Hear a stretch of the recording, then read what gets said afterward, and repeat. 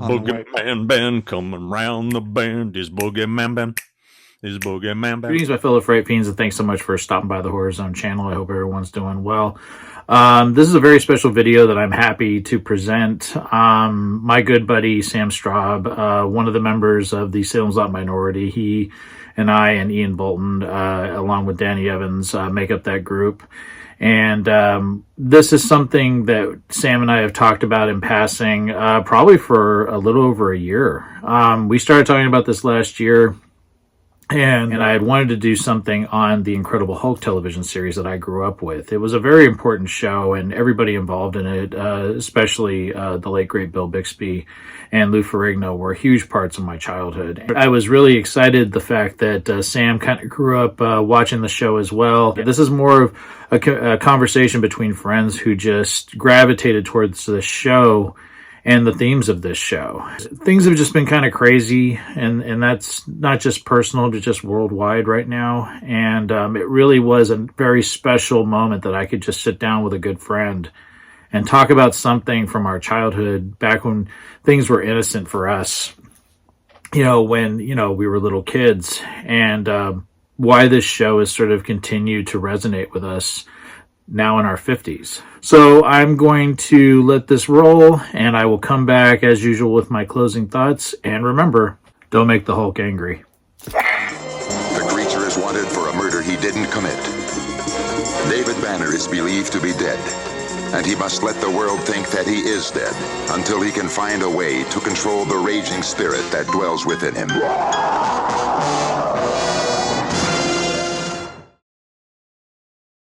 I got my good buddy Sam Straub here. You know him from the Salem's Lot minority. We do that podcast on Danny Evans' Everything 101 page, and we're actually doing a non-Salem's Lot subject matter, something that Sam and I really are sort of on the same page with growing up with this series. And that being started in 1977 with the pilot, The Incredible Hulk television series, developed by Kenneth Johnson, starring Bill Bixby, Lou Ferrigno, and Jack Colvin. The show ran from 77, if you include the pilot, from 77 to 82. And it did have three spin-off TV movies in 1988, 89, and 90. So pretty much what we're here to do today is just sort of share our memories of this show that it really changed my life as a little kid, because it was the first live action non-cartoon show that I can remember being drawn to, and it dealt with Dr. Jekyll and Mr. Hyde kind of thing, where you have, and they even refer to that in the show at one point. I think in the episode Married, he talks about that. It's a man turning into a monster, and I was fascinated by monsters, and that's what drew me to it. And no matter how much CGI you can throw at the Incredible Hulk with the MCU movies, Lou Ferrigno will forever be the Incredible Hulk for me, as will Bill Bixby be Dr. David Banner. Or, he's Bruce Banner in the comics. He was David Banner in the show, or David Bruce Banner. But those characters are just such an important part of my life, and I'm happy to be able to talk to you, Sam, about it. We've talked about it kind of in passing, and now we have an opportunity to talk about it on a grander scale. So talk about, just going based on your experiences. I mean, I know how you discovered Salem's Lot. I'm curious, how was it the same kind of thing with The Incredible Hulk, which aired a couple years before Salem's Lot? So you would have been, what, 5 when it aired?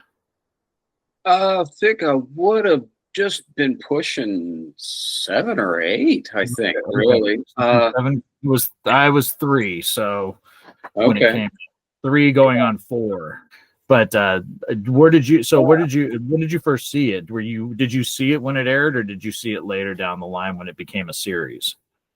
I was still living in Santa Cruz in 77. We moved up from Santa Cruz to Redding, California, or a place called Anderson that connects to Redding, which is literally up north, in September of 78. Okay. So I really wasn't in front of the TV a lot, other than my morning ritual of Saturday morning cartoons with a bowl of cereal.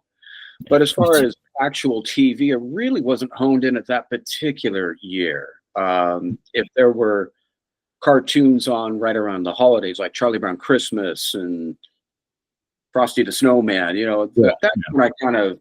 that's the time that me and the TV would have a connection. I came into the Incredible Hulk later because I was really into the Dukes of Hazzard when I was at that ripe age. Just seeing General Lee and seeing the car in slow motion. I mean, my eye just literally honed in like on a dartboard to that. Didn't realize until later on that the acting was really kind of cringeworthy. But regardless of it, I was just so intrigued with watching cars spin out, and I was into a car thing. So when I was starting to prepare or get ready to watch the Dukes of Hazzard and sitting in my parents' bedroom, which they had like an additional TV in there, and we had a TV in the living room. So if Knots Landing or Dynasty or something that my mom used to love as nighttime soap operas would be pretty Dallas was what my grandparents liked. Thank God my parents had a TV in their bedroom so I can trail off with my froth of popcorn and go watch the Dukes of Hazzard. I do remember that I was like an hour off. So it must have been 8 o'clock on. Usually I think it was an 8 o'clock show, if I remember correctly. It was. I think the Dukes of Hazzard was on at 9 o'clock. Yeah, so I remember correctly. Yeah. That's kind of what I remember of CBS. Now I remember that I had like an hour to kill, so I'm thinking, I'll just see what's on before the Dukes of Hazzard. Like my clock was off. I don't know if it was daylight savings or whatever, what the excuse was. And then I started to hear these really urgent piano notes. Oh yeah. Dr. David Banner, physician, scientist, searching for a way to tap into the hidden strengths that all humans have. It was like data code going across the screen, and it was urgent, and Ted Cassidy's voice was doing this, and it stopped me because I'm wait, this is it's not Happy Days or Laverne and Shirley. This is a completely different take on something that I'm not sure what it is. But the single reason why I honed in on it and kind of sat up a little bit more in my parents' bed was, wait, those are the same contacts or the same kind of lens that they used in Salem's Lot. I'm gonna like this. Yeah. So I don't remember what episode aired, but again, like you, I was intrigued because it seemed like an everyday Joe had this Jekyll and Hyde formula that if he was pushed or he was egged on or if he was bullied or whatever provoked adrenaline and agitation, he turned into the Incredible Hulk. And like you, I was intrigued because I think for the first time I could understand dialogue. It wasn't complex. It wasn't too wordy. There wasn't a lot of vocabulary that I had to kind of go, Mom, Dad, what does blah, blah, blah mean? Or what does this represent? It was easy to follow, but it was intense. It was drama. If you were harassed in school or you were not the achiever, you were not popular in school, you were bullied. You were either pushed physically or you were verbally teased until you went home early because you just couldn't take it. I felt that Bill Bixby was an adult bullied character, even though he set out to do good. He led by example, but he was running from the law. He was running from something that he didn't commit. I don't know, as a kid, he turned that character into something extremely universal and very relatable. And all I could think is, yeah, go ahead and bully me. Go ahead and knock me to the ground because I'll turn into something to, I don't know if seeking revenge is going to be inserted into this conversation, but it was like, no, I'm bigger than that. And I always wanted my eyes to turn so I would scare off people, and I wanted my clothes to rip and kind of hunker down and then come up and then dominate the playground. You know, really crap, what a show for just that alone. Never mind the plot, and things develop and things start kind of getting more into like a story base as the seasons go. I think you and I were separated, not at birth, but we were separated at a playground. Yeah, no, I think we would have been chained at the hip. We found each other and became kindred spirits because of Salem's Lot, and the fact that you and I can bond over this as well. I think you and I would have been talking about this as kids. For me, the Incredible Hulk, the one thing my parents separated when I was, before I can remember. I was 2 officially when they were separated, and my dad I would see on the weekends. It was usually every other weekend. Yeah. And the Incredible Hulk was a staple on Friday nights at his house. And there was something about Bill Bixby, much like David Soul, that reminded me of my father. I don't know if it was his hair. I remember my dad had kind of that similar haircut that Bill Bixby had. There was something very fatherly about Bill Bixby that I just was drawn to. And I remember I would, like you saying you wanted to confront bullies in the playground by having that power. I would put on shows for my family where I would take my grandma. She used to call them cup towels, but they were just like little white towels.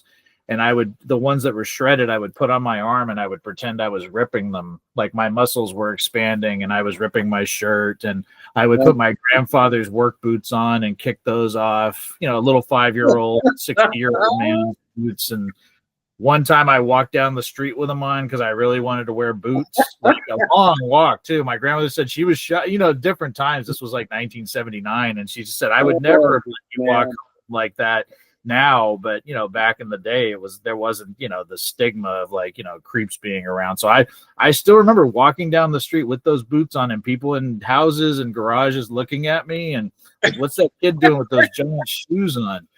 But I put them on because I would put on Hulk shows. My mom said, she always said, I wish I had a camcorder back then. I could have recorded you doing this because I would pretend to be the Hulk. Right. So if you look at T-shirts that I'm wearing when like I'm 4, 5, 6, they're all Hulk shirts, every one of them. So I put one on today. So it's like, it's still there's very just important. There's just something about role playing when you were a kid and you had make believe. And I mean, those are almost words now to a lot of people that have that they don't have any idea that you got inside a character and you invested and you wanted to be the character, and you got lost in that world because it was an alternate universe for you and I. This was a story that we got enveloped in, and every week it was like you're coming back to it. It's like, okay, where is he now? Is he close to finding a cure? That was it was this ongoing thing that you just wanted him to be okay because you loved the David Banner character so much because he was such a good man that had this horrific thing happen to him where he lost his wife and he couldn't save her. And I think that's what rewatching the pilot recently, I watched it actually a month ago. Just watched it to go back to it because I hadn't seen it in a number of years. And just that opening where he has the nightmare of not being able to lift the car, and then he wakes up to complete silence, and he's all alone, and that bed is empty. Oh God! And he's just sitting there, and he reaches over, and where she would have laid, and it established this relationship very quickly. You see them arguing and fishing and all these things and just establish that relationship. And then that juxtaposed with that car accident and then snapping to that nightmare, waking up from it, and he's by himself. And it didn't take what that opening is maybe 3 or 4 minutes. And you already go, oh my God, this poor man. And and empathy is something that it's led me to so many characters that I love. Not only in Salem's Lot, but Psycho 2, Anthony Perkins, people like that. Those are the characters that I remember and that I idolized. And Bill Bixby was the first. I think it's crucial that you have someone like Kenneth Johnson that was really trying to not have much to do with the comic book. He wanted to make something that was a lot more realistic. So to provide those array of emotions, it's kind of like the beginning of Up. You're thinking, oh, it's a very good. That's you're in 5 minutes of the film, and you're going, wow, someone had some thought to convey emotions and to establish that. And it takes you almost 20 minutes to shake it off and really get in.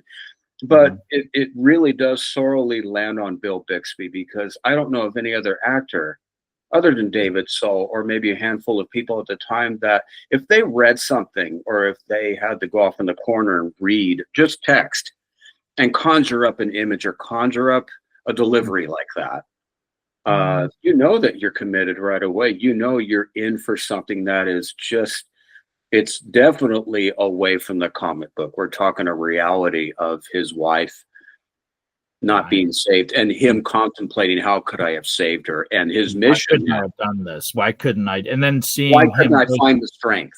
Yeah, and then he's working on these cases where the same thing had happened, and the woman saves her son in the same kind of situation. Is like, why was she Just able the to do it? expression in his eyes, just Yeah. the look. I mean, he's just doing this, he's relating, but inside he's a volcano ready to burst because it comes right back. Damn it, why couldn't have I done that?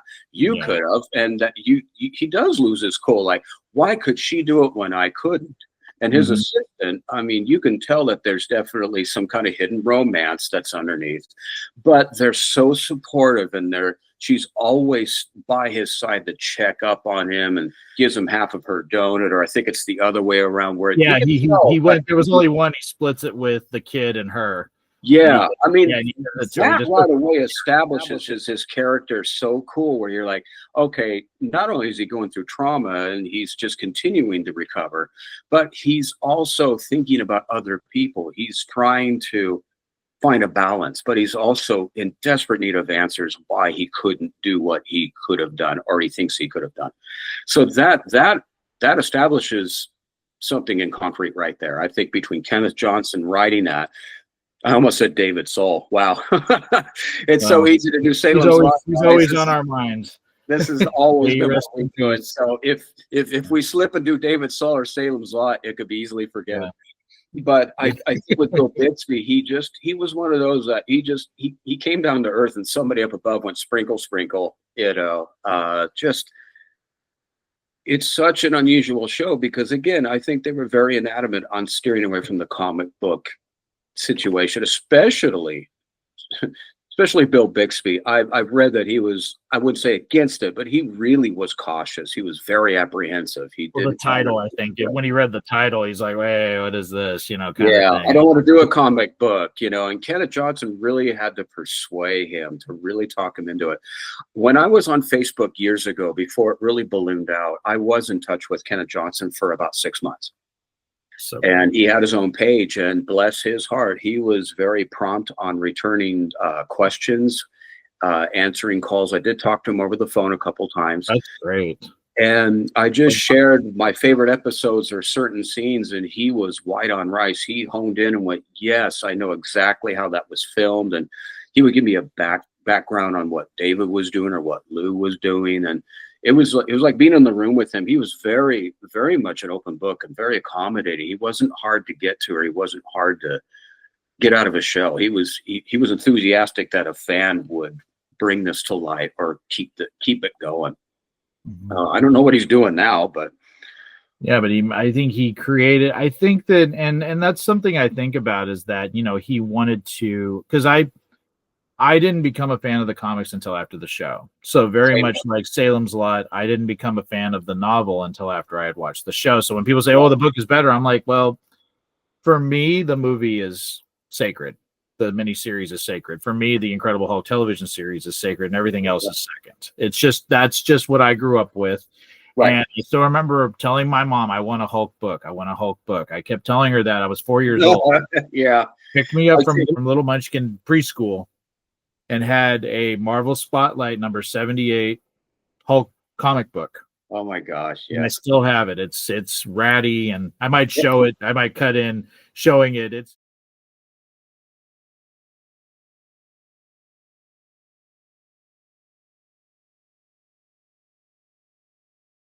It's ratty. It's got tape on the spine and everything, but I carried that thing around everywhere, and it is the reason I became a comic book collector for a long time.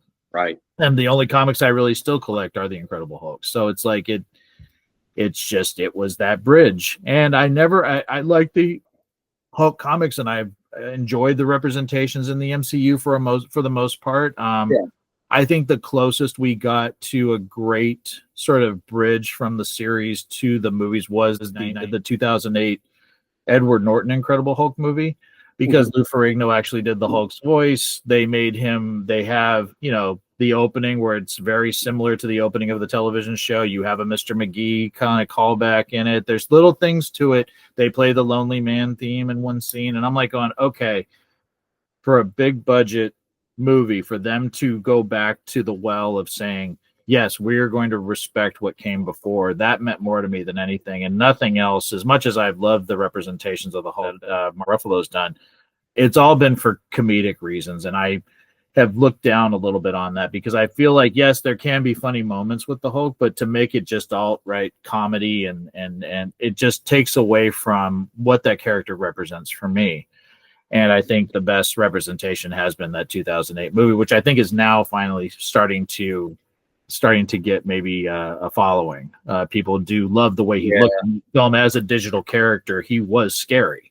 And I think that's what Lou Ferrigno could be scary as the Hulk. There was just something about like when he would hone in on people and have that animalistic kind of look in his face, and you're just like, he would just walk towards you. He could be intimidating. He was a big guy, and just, but then there was something so great, not to just sort of jump off of Bixby for a minute, but Lou Ferrigno is a tremendous actor. And some of the scenes, like when Elena Marks dies in his arms in the pilot.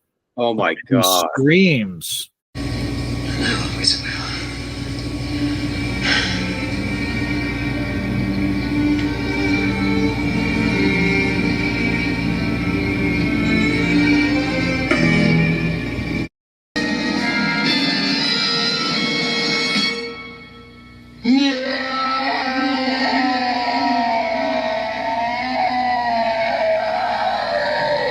This creature that's just so heartbroken and just holding her as she dies, and just the emotion on his face. I mean, rewatching that pilot episode really just knocked me for a loop. And I think Lou Ferrigno deserves just as much credit as Bixby does for bringing those characters to life. I think what Lou did a phenomenal job with the character is that he took what David Banner would have done as a human as far as emotions. And he just continued that into a different form, because they are the same. And I think I always carry this with me, like, what's the Incredible Hulk, or how should I start, or what should I, invest in to really watch? And so I don't know if it's so much that, but there's one saying that you really got to keep kind of in your pocket, and that's the Incredible Hulk won't kill because David Banner won't kill. Yeah, and she says that to him, and that's something that he always raising hair on me. That's just you may throw people, you may bash crap up, and you may do this, but at the end of the day, you won't kill, you won't hurt, because he was always asking each time that he metamorphosized, did anyone get hurt? Yeah, but it wasn't a part of him. No, it wasn't a part of who he was. Yeah. He was so concerned that he blacked out so deep that he did damage. Like, well, you did damage to inanimate objects. You destroyed this. That's unrepairable, but that can be fixed. A human being can't. Oh, yeah. And there's a couple of times where that came back up in the show, and a few of the episodes I watched, and you would hear Susan Sullivan's little mantra to him as Elena Marks saying, the Hulk won't kill you because David Banner won't kill. You hear that play again, and I'm like, oh, that's really, really cool. And that just kind of brings it all down, because it is up here, and it's heightened, and it's aggressive, and it's tension filled. But it just kind of floats down with that phrase, is that, look, the Hulk won't go out of his way to do something destructive. He's going by what any bear or animal or any kind of animal instinct is going to do. It's going to come after you because you've done this so many times that the Hulk is an animal, and it's going to bite you back. That's part of life, right? It's protecting itself. It's not meant to, it's being protective of either the people that it's around, the Hulk, regarding to the Hulk, or itself. And it's such an interesting aspect when he gets shot.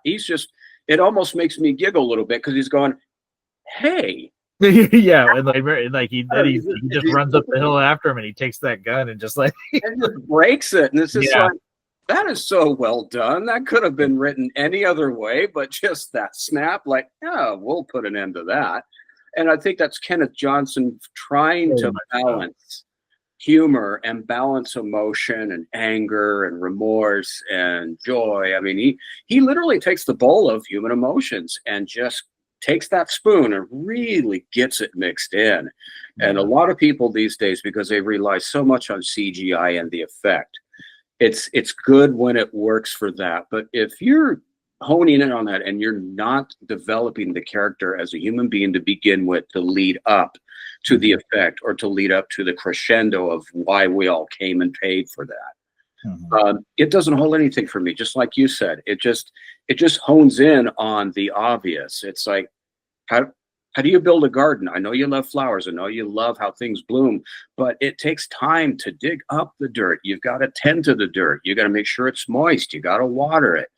And I think that's what people did back then. If they wanted a garden to grow and look absolutely fantastic, they had to invest so many hours to make sure that it's the right place, the right temperature, the right everything, to make sure that at the end of the day, that garden not only looks great, but it's got awards, it's going to the people who made it, and it gets the recognition and the validation that they invested in.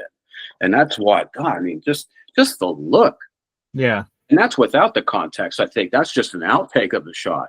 But you get those contacts in there. And it's like, hey, that's a little bit Salem's Lot, a little bit this, but it was something that you and I just went, yes. I go back to that simpler time of when I was a kid. I wasn't really coordinated in sports. I wasn't the popular kid. And so my way of kind of getting my release or my, I would live vicariously through these characters that were larger than life. It was a lot. To me, it was visual therapy. Yeah, very much so. It was like having a counseling session for an hour going, I feel that way. I know exactly how that anger mounts and how that frustration just builds. And I didn't grow up angry. I didn't grow up around an angry environment, but after being pushed in school or after being teased, after a while, that's a volcanic buildup in your head. And when you're taught to not fight, when you're taught not to push people, you know that, but in your own chemistry, you almost feel your eyes turn when you get that kind of, oh God, do I say the word abuse? But that treatment. My parents didn't like each other. I grew up with animosity between my mother and father, and my dad married 2 more times after he divorced my mother before I was 10 years old. So that was a lot to deal with. And then I was called, my name was Benji, and I got called Benji the dog. I got teased. They'd say, oh, you can't be on the school ground, Benji. It says no dogs allowed on the school grounds. I mean, I would get that kind of thing. And, I didn't know how to fight. I didn't know how to defend myself. I think that's where my humor kind of came from. I almost feel like you can almost numb yourself a little bit if you become the thing that they're trying to make fun of. If you make fun of it too, it kind of, it maybe softens the blow a little bit. If you're sort of just like, oh yeah, you're not telling me I haven't heard something I haven't heard before. It's like if you start to get that mentality, I think you're able to kind of push through it a little bit. And it helped and hindered me a little bit. I think sometimes I used it too much. But that was my defense. Or my defense was like the ostrich in the cartoons where he just slams his head into the ground because I didn't deal with it. Now look what you've done. You've given him a complex. Right. Yeah, I kind of envy you on that because while I could do that and while that was easily obtained, there was that part of me like, you son of a bitch, you're going down. Because it was so heightened in my chemistry, like my bloodstream was boiling.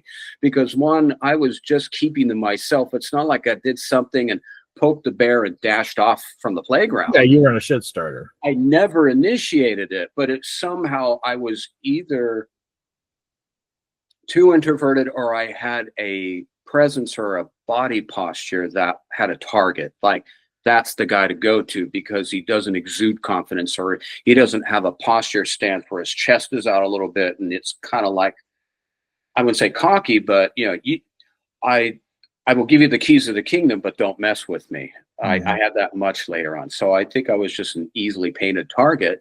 And then when it did happen, it was like, okay, now you're going to see the real me when someone does that. And I had to learn very much in my teenage years that as much as I want my eyes to turn and my clothes to rip and green muscles, that's a fantasy. That is make-believe. And I've got to channel this and I've got to direct it in the way that's not destructive, that is not repercussive to where, oh, it's too late.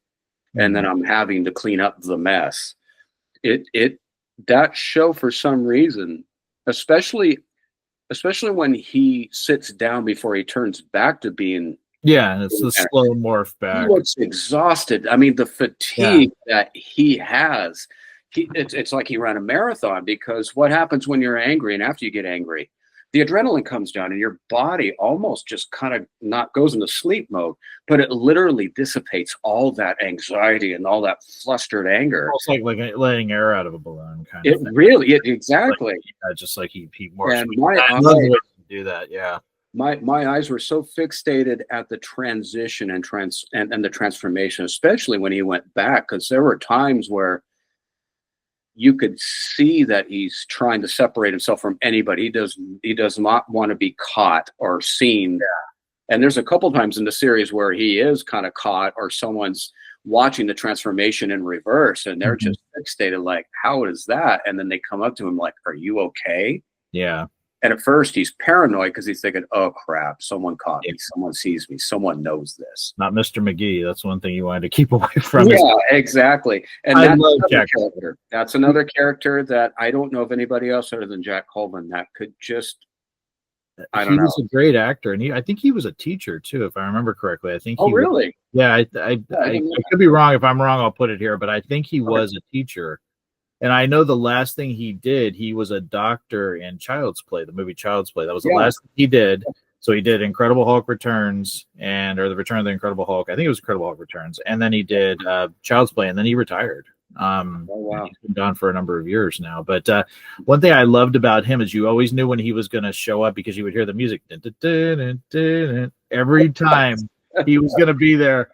And there were so many great, like, it was almost like I think Kenneth Johnson likened it to Les Miserables. That was what he used. Yeah, I can see that as an example. But I always thought about The Fugitive. You have because it was always like, Jack Colvin, the McGee character would be coming off an elevator, and David would be walking down the hall, and then he would turn or go into another room, or they just cross paths. Yeah. But but he was a great adversary because in some ways he was writing for like this rag that was just, like a tabloid Inquirer kind of rag. Yeah. And he was so good at playing a sleazy reporter. But at the same time, there was heart to him. And you could see that Jack Colvin there were moments where you would see, how he was tormented. There was one episode where it was all McGee, and actually it was one where David Banner wasn't even in it. It was him it was almost like you were from the perspective of him for the first time, and you were like going, okay, David Banner was working in a steel mill or something like that, and just as you'd never see him. It was the one episode that Bill Bixby didn't do, and it was just showing how McGee's obsessive, how he was so obsessed with the Hulk. And I thought that was a great episode too. But I remember as a kid being so disappointed in that episode because you didn't see David Banner. I wanted to see David Banner. Yeah. We're getting so close, Yeah. And it was like, you just see him running away. So it's just, I think it was a different actor, and you just see him running away, and then he falls, and then he turns into the Hulk. So it's like, you never see Banner in that one. Yeah. I think the only time that they actually managed to be in the same room was like some kind of insertion clothes closet where they have like the mask on from some like huge masquerade ball or whatever. Yeah. There was the other one where his face got burnt. He was in a car accident, and I think it's called Mr. wrapped up. And they're like trying to escape this wildfire, and McGee was hurt because of the plane crash, and it was like he's like pulling him through the and I know I just watched it recently, so it's like, but that was one where I'm like going, God, how does he keep this a secret? He's literally right there, but he had forgotten who he was. And so like he would change, and then he'd pull the bandage mask, because the mask would just go down over his neck when he turned into the Hulk. And it was like, it's like, because he got burnt. So, but I think it just takes a really trained actor to bring something like the Incredible Hulk and make it this,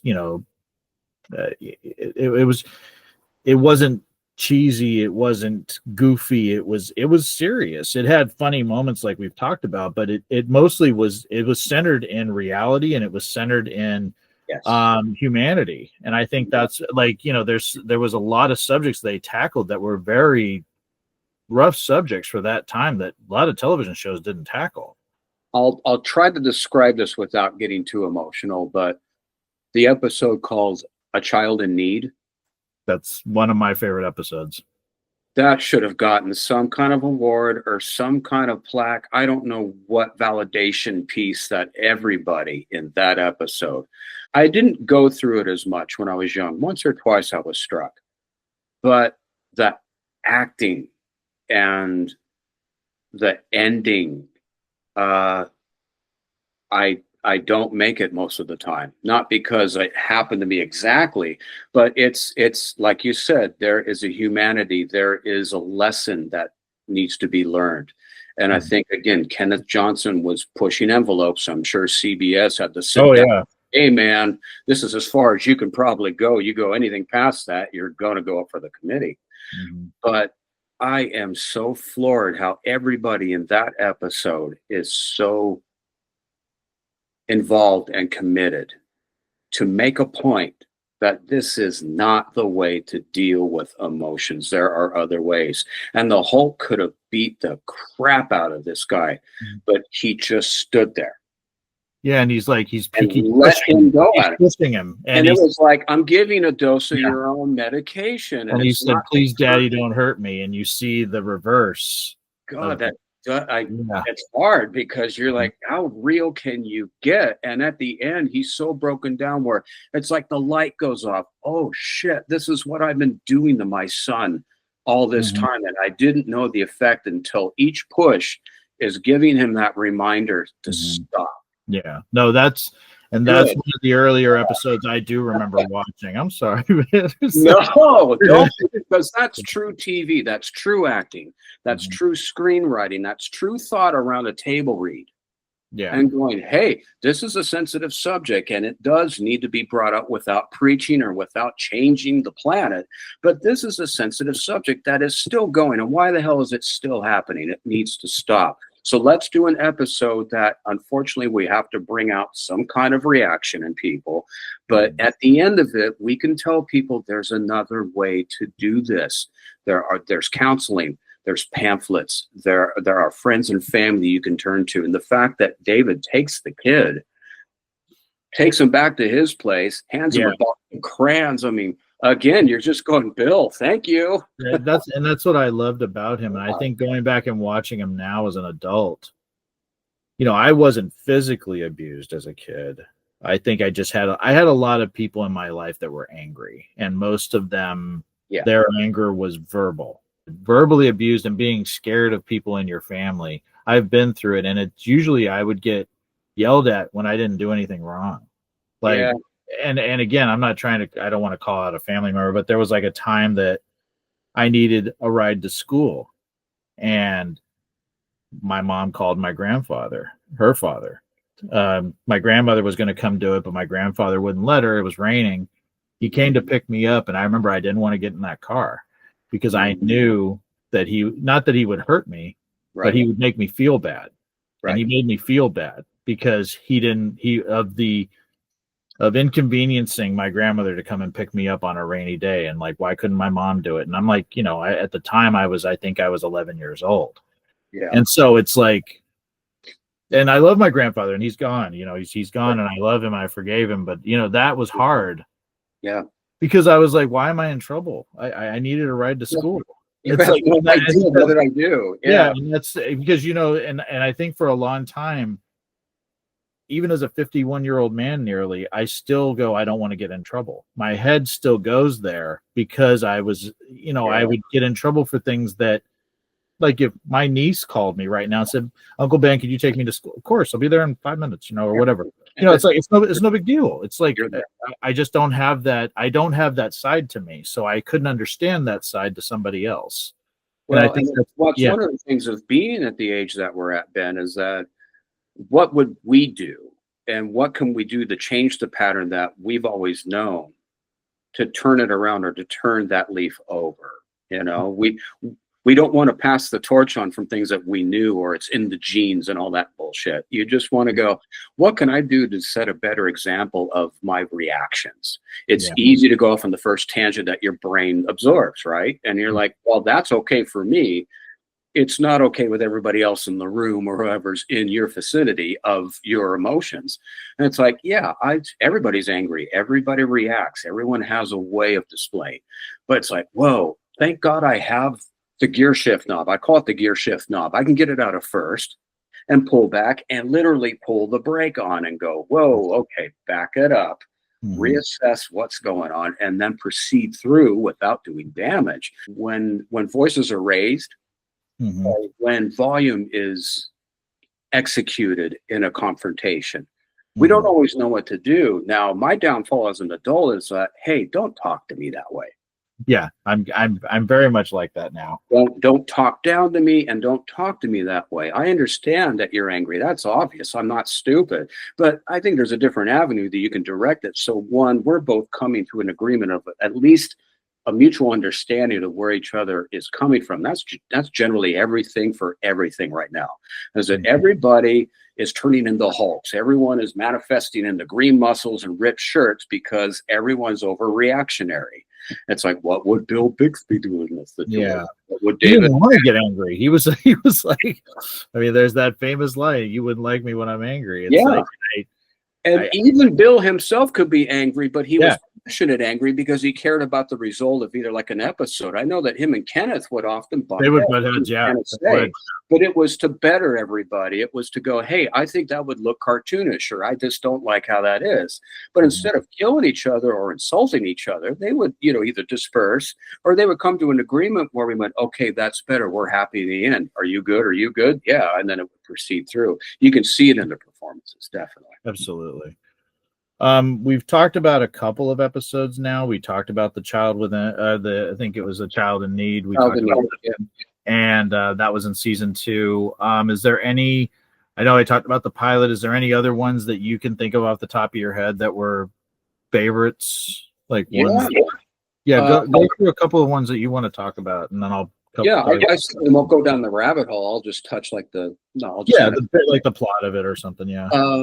Something about the pilot. That establishes so much ground within just one or two emotional pilot. That one I broke down a few times in that one, especially the opening. Like I said, that when he awakens from that nightmare of reliving his wife's death, that gets me. And it's just, and again, the quiet. And it was purposeful. I mean, it was just purposeful. You're going from this huge moment where it's like, and it has like this almost it's almost like operatic kind of sound effect because it's flashing to the good times and he's trying to lift the car, and it's flashing to the good times. He's trying to lift the car, and then he screams, and then he wakes up. It gets me every time. Yeah. I tend to call that orchestrated montage. Yeah, that's actually really good. And to have it literally just being unplugged from the wall. Yeah. Because it's literally just like that. If you don't feel anything after that, or if there's not 1 ounce of empathy, probably not a show that you probably want to get into right away.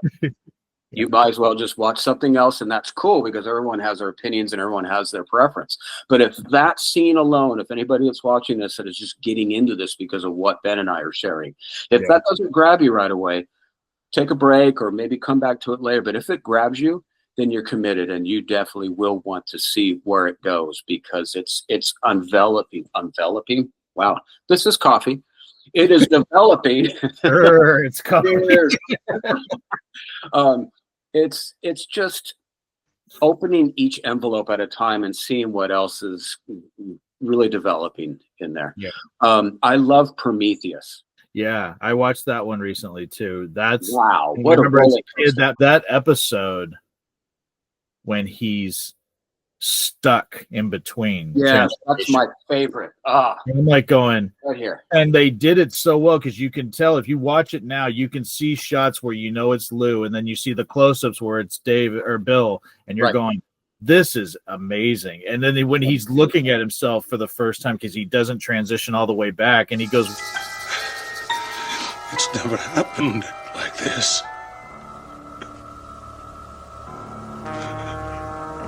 Never before. What's wrong? What's wrong? You're going, oh my, and again, emotion, acting. Yes. His acting is brilliant in that movie, in that episode. Even as a child, I I found myself not breathing when he didn't go back to transform. Oh, I was bothered. It bothered me. It really bothered me. Oh shit, we have a big problem. Yeah.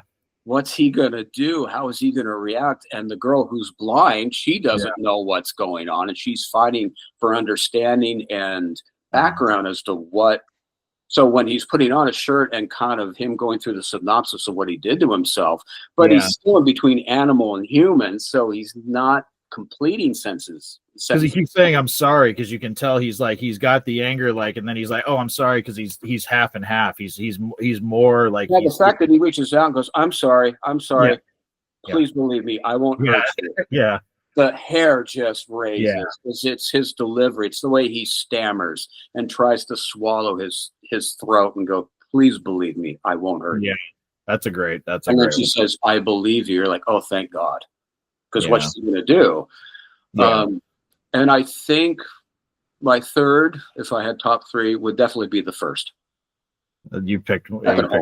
The first, and I think it was Dick Durek who played the other Hulk, and he played Swamp Thing, which is another son of a bitch. Oh my God! Oh my God! But when he that scared the crap out of me when he changes into the because the whole music dips down in pitch. It's different. It goes, and it's that vroom, vroom, vroom, vroom, vroom. It's like that the machine that he's using, and you hear that, and the fact that it was two parts, it was like a two-parter, and the ending of the second part is where I cry when he had that cure.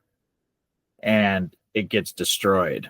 I actually talked to Kenneth Johnson about that. I said, is it just me, Kenneth, or please let me know in your thoughts, because you were there. Did it look like that was Bill Bixby just coming unglued and that wasn't David Banner? And he goes, yes, you were absolutely right. Because when his wife committed suicide from losing to an illness, just for some reason, it snapped in his brain. And he says, literally everybody in the room stopped for a minute and they let go of the camera. They zoomed in because they just put the contacts in, but they zoomed in and everyone just froze for a minute. And he was going to yell cut, and they let him go because they thought, okay, we don't know what to do, but there's a moment that's not in the script. And those are real tears coming out of his contacts. And it was amazing because he turns, because you see the serum go and it hits the wall. It hits the bar. Just as he turns, he's got tears and he's got the white eyes, and you're going, oh, and then he reaches for it and you hear him. There's no music, there's no soundtrack, there's just the ambience of the room. But he told me that there was 7 or 8 people in that room that just stood and they looked at the corner of their eyes like, do we stop production? Do we cut? And Kenneth's like, no. Let it go, and then they do the soundtrack, even though his eyes turn. But when he said no, that's him breaking down. Like something popped in his head during that scene, and that was real. That gets you. And again, the script, the writing, timing, circumstance, unfortunate circumstance, definitely for Bill.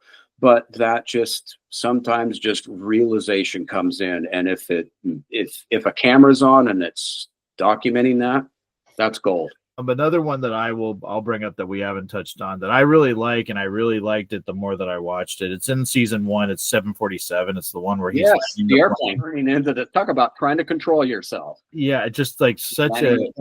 Yeah. I just remember watching that episode recently, and I got so into it. I'm like going, my God, this threw in the fact that the kid from Courtship of Eddie's Father was the kid on the.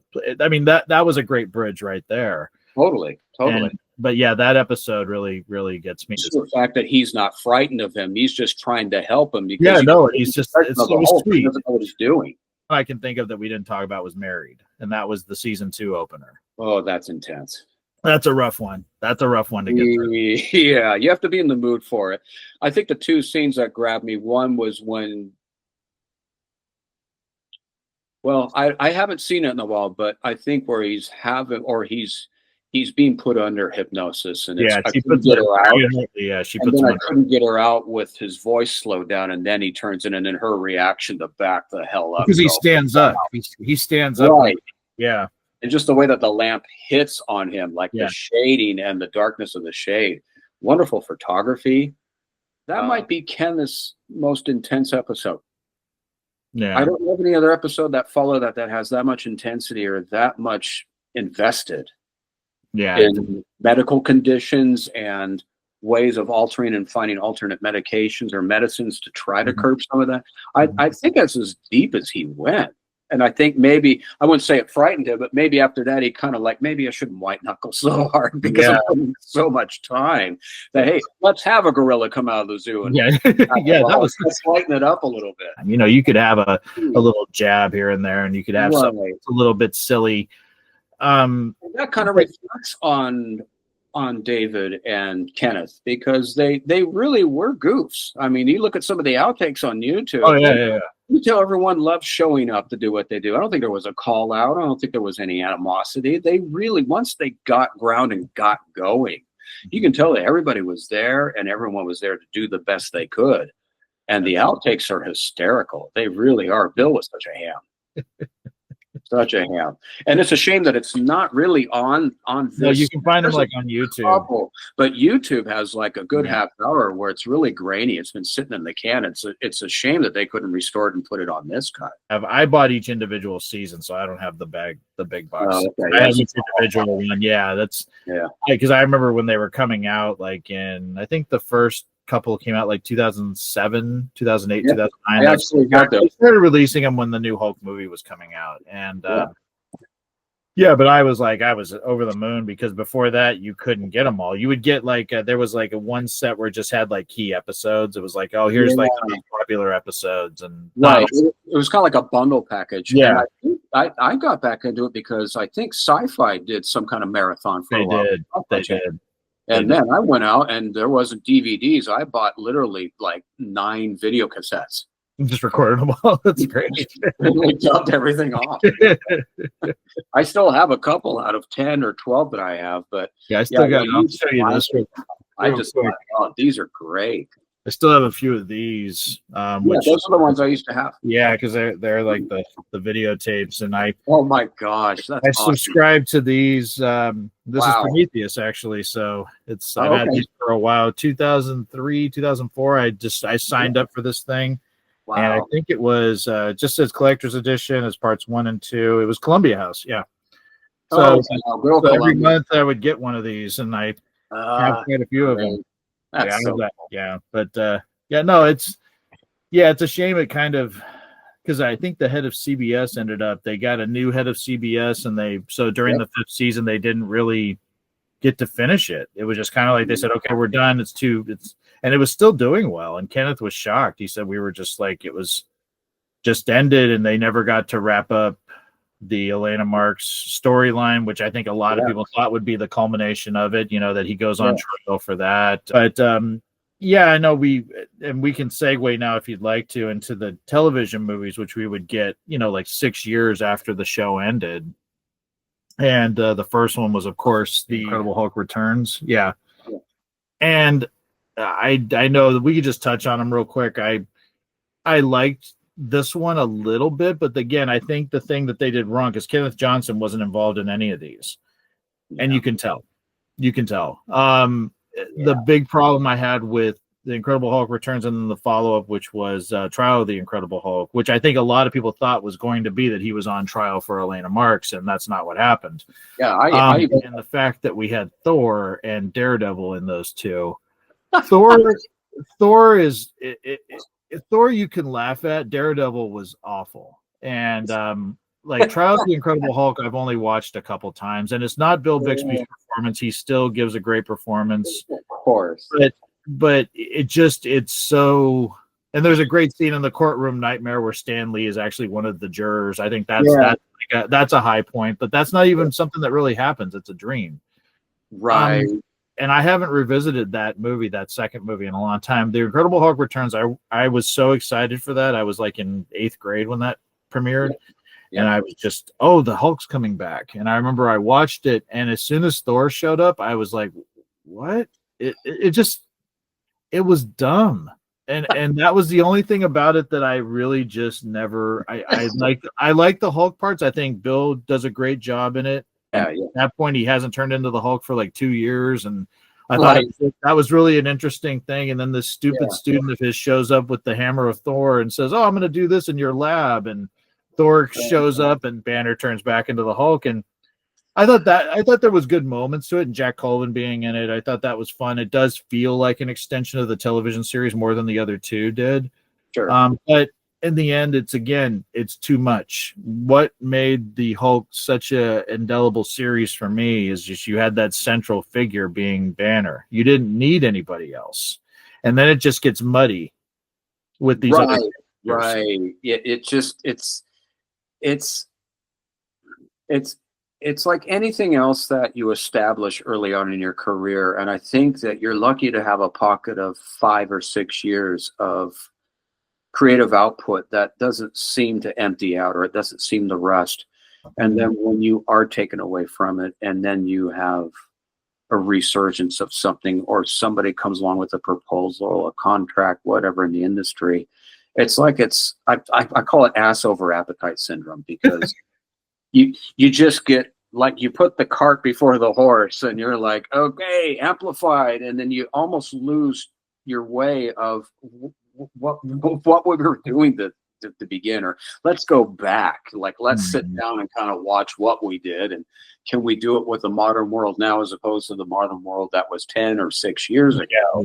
That's a furious balance, never mind the pressure of executives, the people who get paid, and the filmmakers. I mean, it's a freaking circus act of trying to please everybody, and most of the time it just doesn't pan out. I mean, I applaud the effort, and I applaud the legacy of this thing. And like the 2000 movies and stuff. I mean, I actually didn't see any of them, not because I'm a snob. It's like Salem's Lot. I'm so committed, and I have invested miles and miles and miles of viewing. And each time I view it, there's certain little fragments that, I don't remember that last time, that still give me joy. And I would never put anything down. I never would put any of whatever adaptation down, or movie or series, whatever. Bill Bixby, Lou Ferrigno, and Jack Colvin, that was the Kingston trio of something that you and I just went, yeah, this is it. It's relatable. It's funny. It's heartwarming. There's always, like most sitcoms in the 70s, much less movies, you always got something out of it. You somehow got a life lesson without asking for one. And that's true. It's like you did, because there were ones that dealt with domestic abuse, there was ones that dealt with alcoholism, there was ones that dealt with drug use, there was ones that dealt with reckless behavior, and it was always like, without being preachy, you always had the humanity of David Banner that kind of rectified things at the end. But it wasn't to the point of cliche. It was sort of, you cared about these characters. There was some episodes that were more, what's the horrible situation we can put David Banner in this time, and how's he going to get out of it? But there was a lot of them that were more, I think they were more just things that humans go through, job loss, divorce, things like that. And it felt fluid. It didn't feel like it wasn't natural. And I think that's why I think the show, even if you can look at it now and say, yeah, the effects are dated, you can tell he's wearing shoes sometimes. I mean, it's like, when he's the Hulk, and I'm like, but it never, I didn't focus on it. The thing I focused on was, I'm invested in these characters, and I'm invested in the situations, and I want to see a good resolution to this. Yeah, because that's what you expect. That's what real life gives you. And once again, I think it's important that it didn't solve anything, but it was more food for thought. This is what's happening.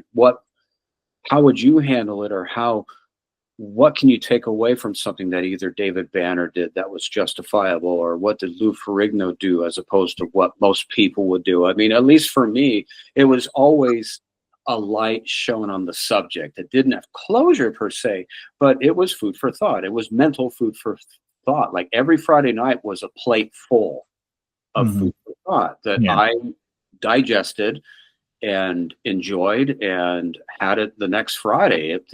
It kept you going. Yeah. I mean, like, I the movies, as much as I was happy to see him come back, I was happy to see Bixby and Lou Ferrigno come back. It just, nothing would ever be able to capture that show. And even though Death was supposed to have a one that followed up after that called, I think it was called Rebirth of the Incredible Hulk or something like that, but he does die. And I think that's the tragedy of that last movie, which I think is the best of the three, because it was just the Hulk. It had nothing to do with these other Marvel characters they were trying to shoehorn into it. It was the Hulk. He dies. You see him die. It's horrible. And the final thing they play it out on is that Lonely Man theme. So it just like it's over. That's and done. Even though they were planning to bring him back, part of me is like I can live with that. I can live with that ending because it is a final ending. And unfortunately, Bill Bixby got sick and passed away 3 years after that episode or that movie aired, and they were never able to do Rebirth of the Incredible Hulk. So for me, it's like I think it is, as opposed to some shows I loved that got canceled and never had a resolution. At least this one had one. Mm-hmm. At least, even though it's not the one I wanted, we all wanted him to find a cure. We all wanted him to be happy. It just, I that was a hard pill to swallow, and but it was a finite ending for a character that I had loved for, at that point, 12 years. So yeah, wow, yeah. So I mean, it's a powerful ending, and it's not a perfect movie, but I'm glad that I have it, and I'm glad that Bill was able to bring that character back to life for few more years. And it does have Salem's lot overtones with David Soul, because it's a mild manner individual that's just trying to navigate, but witnesses something is not right, but it's not bombastic to where it's so over dramatized, but it's subtle enough to where, hey, something's happening, and he turns to the right people for either support or for some explanation without thinking that they're crazy or they're messed up in the head. There was thoughts leading up to a crescendo visual volcano. Mm-hmm. And I think that's what's desperately missing in most films, is that so many people love to see a volcano burst, the colors, the heat, the actual visualization of a volcano going off. That's why everyone's paid top dollar. But what leads to the volcanic eruption? What are things that provoke it and get to that? What makes a volcano erupt? What are things that lead up to it? Give me things that intrigue me to see something colorful and crescendoing like. It's kind of a lot like music and song. You have a verse that kind of gives you a story or gives you a meaning of a song, and then you have the chorus, which kind of groups people in. It's a hook. And then you go to a second verse, and it's kind of going back to the first, but we're in a different part of the road trip. Then you have a rest stop, and then you're to your destination. I like going on the map on things that lead to the destination, because anyone can go to the destination. Do you want to fly or do you want to drive? Mm-hmm. Flying's quicker. It gets you there quicker. But do you want to get in the car and fill up and grab a bite to eat and stretch and take a moment to I'm much more of a driver. Oh, me too. Getting to the destination. I agree with you. And I think that that's something that did get lost as we transition to a more computer generated digital age. The values that we were drawn to television and movies from our past, it was almost like actors weren't looked at with the same regard as, oh, well, we can do this in the computer. We don't need somebody to do this. And I think that's where studios and people that made those decisions got it wrong. And I've said it for years. And there's always people that buck the trends. Yeah. But there are some great movies that I stumble across that surprise me. And I'm going, wow, I didn't expect that from this. But then there's a lot of that's just, it's a great name. It's a great, situation. But in the end, I don't feel attached to these people because they're not human to me. Can you imagine for 1 second the Fonz in today's world? No. And it's again, I think, and I've been thinking about this a lot lately, and meeting, I meet a lot of people at these cons that I go to, and Lou Ferrigno is going to be at one in August that I'm going to go to, and I'm looking forward to meeting him. Ooh, yeah. But I always think about the generation that's my niece's age, 15, Okay. I have a goddaughter that's going to be 17 this year. Yeah. Who are they looking up to? Yeah. Who are the ones that are there going to be conventions? Right. We're going and meeting these people that are in their 70s and 80s that entertained us when we were kids. And I've had my people say, oh, that's, that's expensive, or that's too much money. And I'm like going, yeah, but for making an impression on me at a young age and staying with me through 5 decades of life, that's worth every penny. Priceless. That's priceless, because I will love the Incredible Hulk and Bill Bixby and Lou Ferrigno and Jack Colvin and Kenneth Johnson and everything that this show was till I'm not here anymore.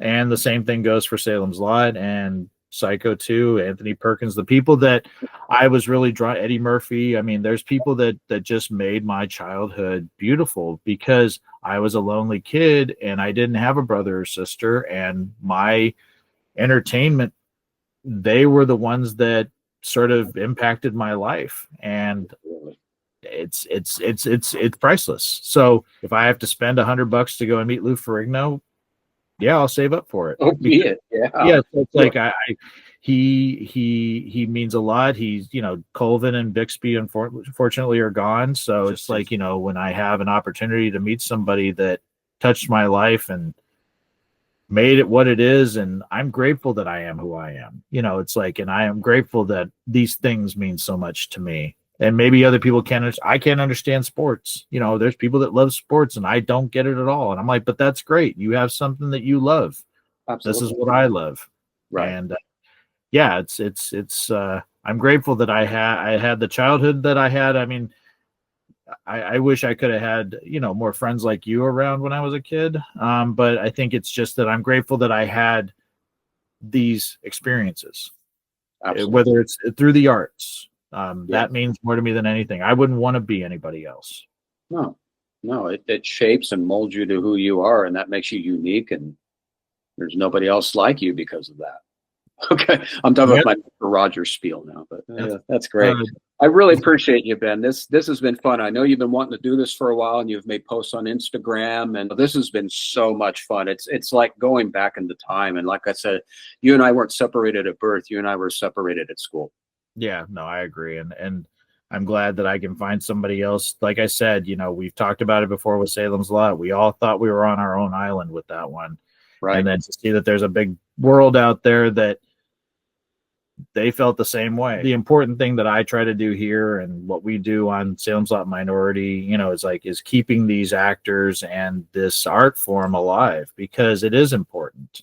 Yep. Absolutely. No, this has been a real treat. Now it makes me want to go back and binge watch. Well, I'm glad that you enjoyed it, and I enjoyed just talking about this with you, and I'm glad we finally had a time to do it. So thank you so much for your time today, man. Yeah, my pleasure. Right back at you, Ben. Thank you so much. Of course.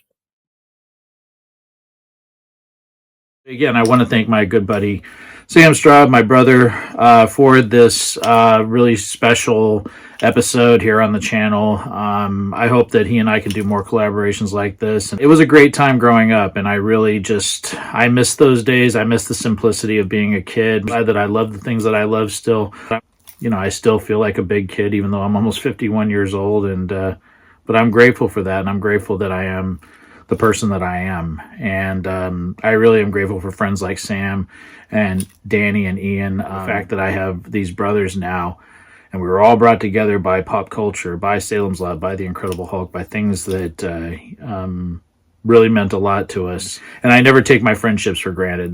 They are family. So, yeah, that's what I'm going to leave it on. I hope everyone enjoyed this. Thank you so much for taking the time to watch this, and I promise I will talk to you again real soon. Take it easy. Stay scared as always. Peace.